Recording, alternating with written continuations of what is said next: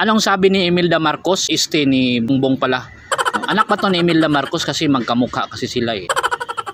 Ang sabi ni Bongbong Marcos, Philippines will not lose an inch of its territory.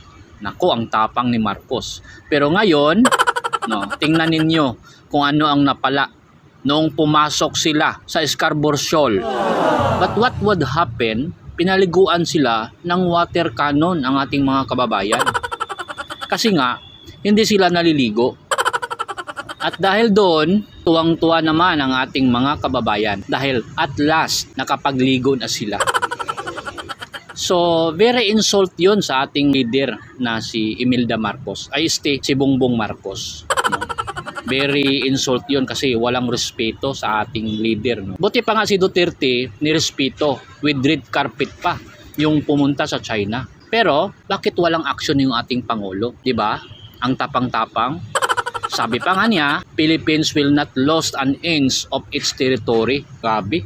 Pero, dahil inangkin natin yung Scarborough Shoal and Spratly Island, pero hindi tayo makapasok, pati yung mga kababayan natin na sailormen. So, ang ginawa ng ating matapang na leader, nakipag-meeting siya ni Xi Jinping to discuss some issue about that event. At pinaliwanag ng ating leader, ating mga kababayan, na maligo muna bago pumasok sa South China Sea. So ngayon, bakit hindi tayo nakapasok sa Spratly Island at Scarborough Shoal? Kahit malapit lang ito sa ating West Philippine Sea. Ipalawanag natin para maintindihan ng mga ignorante ng ating mga kababayan para hindi na tayo maging ignorante habang buhay. Diba? Pag maging ignorante tayo habang buhay, nako, pagtatawanan lang tayo sa ating confidential fund. Araw-arawin na yan. Kahit wala namang ganun sa isang democratic country, kailangan transparency. At wala pa tayong aksyon yung ating mga kababayan na sobrang hirap at sa sobrang mahal ng mga bilihin ngayon at hindi na nakabili ang ating mga mahihirap at hindi na nakakain. At milyon-milyon po yung mga mahihirap sa Pilipinas na wala na pong makain dahil sa sobrang mahal ng mga bilihin habang kumukuha sila ng confidential fund na bilyon-bilyon at pang-travel ng bilyon-bilyon of pesos. Nako, kawawang Pilipinas. So, ipaliwanag natin yung history ng Scarborough Shoal at Spratly Island.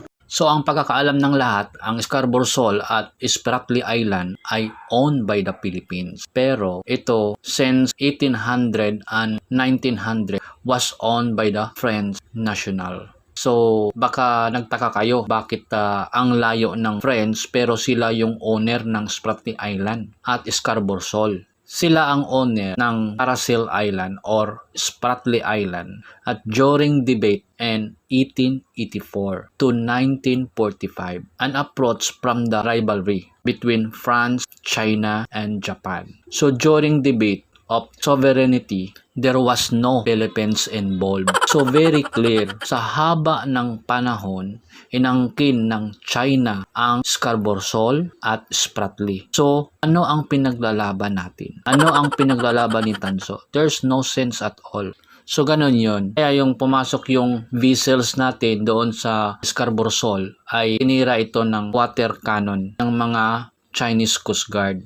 Kasi nga, inangkin na nila yung Scarborough Shoal at Paracel Island or Spratly Island since 1884. So, there's no Philippines involved to the debate or sovereignty.